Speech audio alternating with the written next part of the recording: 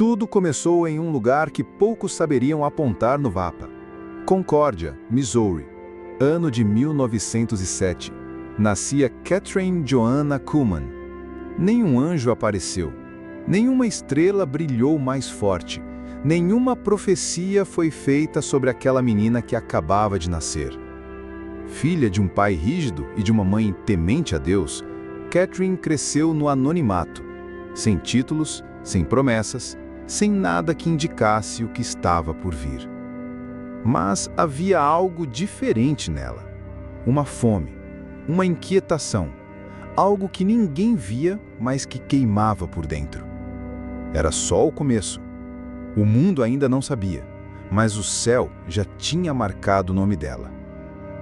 Enquanto outras crianças brincavam, Catherine se encontrava perdida em pensamentos sobre eternidade.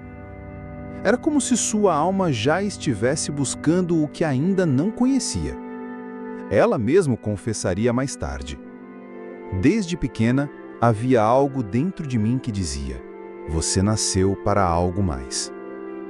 Aos 14 anos, num pequeno culto em sua cidade, ela ouviu o evangelho de maneira simples, mas naquela noite, tudo mudou. A palavra a cortou como espada. Seu coração se apertou, e ali, de pé, entre bancos de madeira e hinos desafinados, Catherine teve seu primeiro encontro com o amor de Deus. Ela se entregou, sem reservas, sem saber exatamente o que isso significava, mas com todo o seu coração. Foi nesse dia que sua jornada começou. Enquanto crescia, Catherine via a fé como algo belo, mas também sério. Não era religião, era relacionamento. Ela falava com Deus como quem fala com um pai que ouve de verdade. Chorava na presença dele, sentia a alma se abrir. E ainda tão jovem, começou a pregar. Não tinha técnica, nem diploma, nem título. Tinha apenas fogo nos olhos e um amor profundo por Jesus. Subia nos púlpitos pequenos das igrejas locais com a Bíblia aberta, as mãos trêmulas e uma frase nos lábios: se o Espírito Santo não estiver aqui, nada vai acontecer. Ela sabia desde o início: sem o Espírito Santo, ela não era nada. A vida de Catherine parecia estar tomando forma. Ela pregava, cantava, sorria, e as pessoas vinham. Mas algo ainda faltava. Não era pecado, não era frieza. Era como se o óleo não tivesse sido derramado por completo. Ela mesma relataria mais tarde que havia um peso dentro de si, um desconforto espiritual, um chamado mais profundo, como se o Espírito Santo dissesse: você me conhece, mas ainda não se entregou por inteiro. Então, ela tomou uma decisão que mudaria tudo. Não foi diante de multidões. Não foi numa cruzada, nem num culto lotado. Foi sozinha, em silêncio. Catherine caiu de joelhos e disse entre lágrimas: eu morro agora. A mulher que sonhava com aplausos, a que queria ser vista, a que fazia planos, ela morre hoje. Espírito Santo, se quiser usar esse vaso quebrado, eu sou tua. E ali, naquela entrega secreta, naquela rendição sem plateia, algo eterno aconteceu. O céu pareceu respirar, o Espírito Santo se inclinou, e algo desceu sobre ela que nunca mais sairia. Foi ali que Catherine Kuhlman morreu, e o ministério do Espírito Santo, por meio de Catherine, nasceu. Dizem que a partir desse dia, sua voz mudou, suas mãos tremiam ao orar, e as pessoas começavam a ser tocadas sem que ela dissesse uma palavra. Ela não buscava dons, não anunciava curas, não fazia promessas grandiosas. Catherine apenas falava de Jesus, com um amor tão real, tão sincero, que as pessoas choravam sem entender por quê. Foi numa reunião comum, numa cidade esquecida, que tudo começou. Enquanto pregava sobre o amor de Deus, uma mulher no fundo do auditório começou a gritar. Todos se viraram assustados. Catherine parou. Pensou que fosse algum tipo de distúrbio, mas a mulher gritava: "Fui curada! A dor saiu! Algo me tocou!" E de repente, outra pessoa se levantou. Depois mais uma e outra. Tumores desaparecendo, colunas se endireitando, surdos ouvindo. Catherine tremia. Não entendia o que estava acontecendo. Ela não havia imposto as mãos. Não havia feito oração específica por cura. Era o Espírito Santo. Ele havia descido. E a partir daquele dia, nunca mais foi igual. Ela continuou a pregar, mas agora havia um peso na atmosfera. As pessoas passavam a sentir uma presença que não sabiam nomear. Alguns diziam que era paz, outros poder, mas ela sabia. É Ele, é o Espírito Santo, e quando Ele chega, tudo pode acontecer. Ela aprendeu a caminhar com temor. Ela dizia: "Não toque na glória, não aponte para si, não use o nome de Deus para se promover, porque o Espírito Santo é sensível, e ele só permanece onde há reverência." Dizem que nos bastidores de suas reuniões, ela andava sozinha, sussurrando: "Por favor, não me deixe. Venha comigo para o púlpito. Sem você, eu não posso nada." E era por isso que ele vinha. Não por causa da oratória, não por causa do talento, mas por causa da intimidade e quebrantamento. Não demorou muito para que o que estava acontecendo começasse a chamar a atenção. As igrejas já não comportavam mais o povo. Os salões ficavam pequenos. Os teatros eram tomados por uma multidão sedenta, mas eles não vinham ver Catherine. Eles vinham buscar algo invisível, algo que ela carregava. As cruzadas começaram a se espalhar por cidades e estados. Nova York, Pittsburgh, Los Angeles, Denver, milhares de pessoas, filas que davam voltas em quarteirões. Muitos dormiam na rua para garantir um lugar. Dizem que durante um culto em Nova York, enquanto Catherine caminhava lentamente pelo corredor do auditório, várias pessoas começaram a cair espontaneamente sobre o poder do Espírito Santo antes mesmo que ela falasse uma palavra. Mas ela nunca se impressionou com a multidão. Sempre repetia, com voz mansa e lágrimas nos olhos: "Eu não sou nada, não tenho poder algum. É o Espírito Santo. Se ele não vier, eu prefiro não subir no palco." Os milagres se multiplicavam, e diferente do que muitos esperavam, Kathleen não chamava ninguém à frente. Não tocava, não gritava.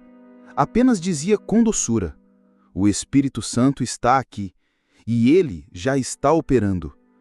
E então, era como se o céu invadisse o auditório. Homens se levantavam de cadeiras de rodas. Crianças surdas começavam a repetir palavras. Mulheres com câncer declaravam: "A dor saiu." Exames médicos, antes e depois, confirmavam milagres reais. Eram tantos testemunhos que hospitais começaram a enviar observadores. Médicos começaram a arquivar relatórios. E as curas mais inexplicáveis se tornaram provas vivas de que algo sobrenatural estava acontecendo. Dizem que em um dos encontros, uma repórter cética caiu de joelhos no meio do povo, chorando, incontrolavelmente, sem que ninguém a tocasse. Mas Catherine jamais permitiu que sua imagem se tornasse o foco. Ela dizia: "Eu tenho medo que pensem que sou eu. Se isso acontecer, eu prefiro nunca mais ministrar." Ela conhecia a glória de Deus e sabia que não se toca nela impunemente. Não ouse subir a um púlpito sem estar em comunhão com o Espírito Santo. É terreno santo, e onde ele está, milagres acontecem. Dizem que uma vez, um homem que estava cego de nascença foi levado ao culto por amigos. No momento em que Catherine orou, ele abriu os olhos e começou a enxergar pela primeira vez na vida. Médicos presentes ficaram perplexos. Antes da luz, havia silêncio. Antes do microfone, havia lágrimas. Antes da multidão, havia um quarto trancado e uma alma em rendição. Os que trabalhavam com Catherine sabiam. Nunca a interrompa antes da reunião. O camarim não era lugar de conversa, nem de maquiagem exagerada. Era um altar, e ela, uma adoradora solitária, com o rosto em lágrimas, dizendo baixinho: Espírito Santo, se tu não fores comigo, não me deixes sair daqui. Era nesse lugar secreto que o céu se encontrava com a terra. Ali, Catherine sussurrava orações que ninguém ouvia e pedia uma única coisa: não me permitas tocar tua glória.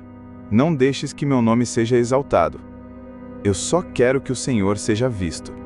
Enquanto a multidão lotava os assentos, enquanto câmeras eram ajustadas e músicos testavam os instrumentos, Catherine permanecia ajoelhada, não ensaiando falas, não lendo textos, apenas buscando a presença.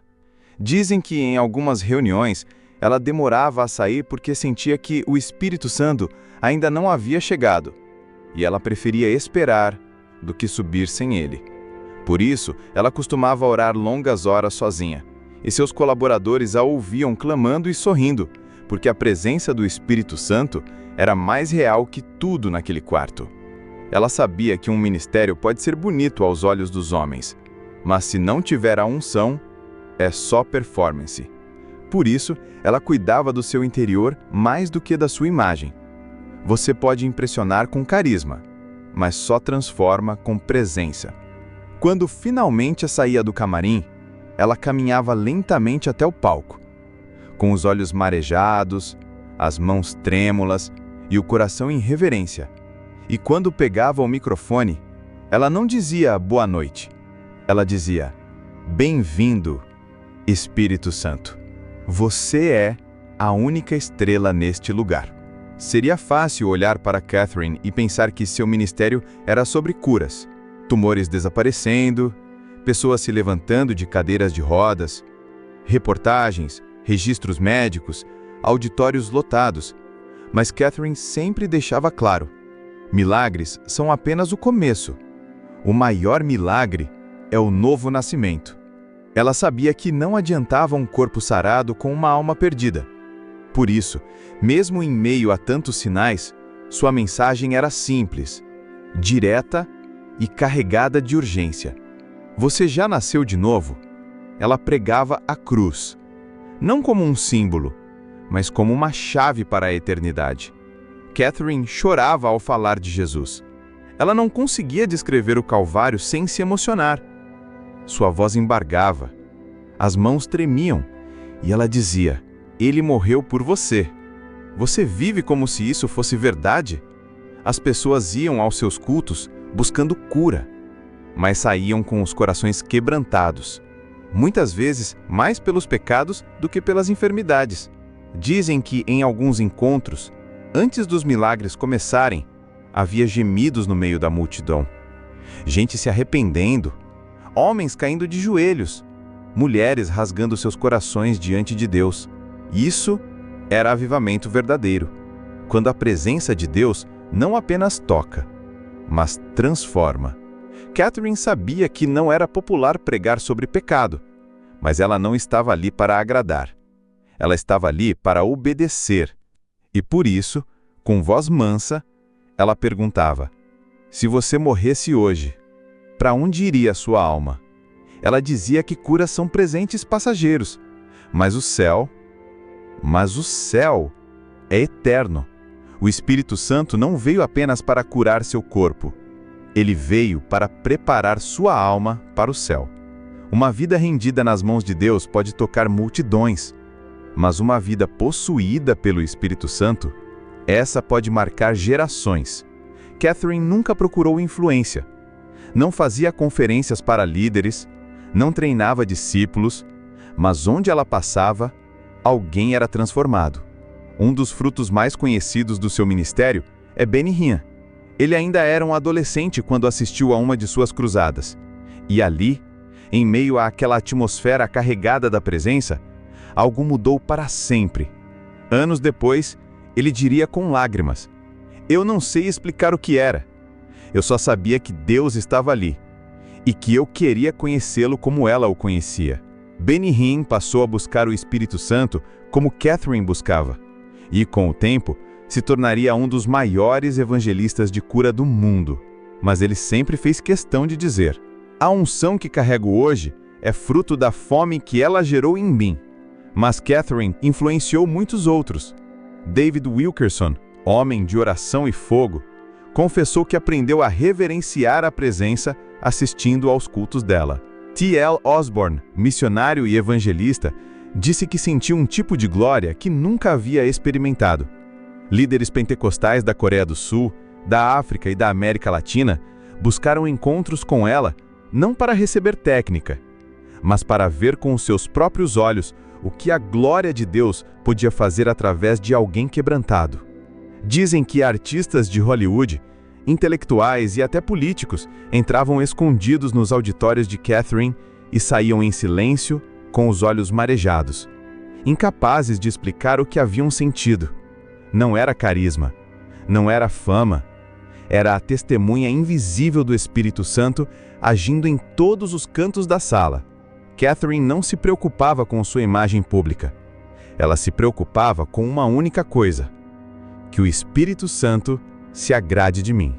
E era esse desejo que atraía a presença, que despertava ministérios e acendia novas chamas no coração de quem ouvia.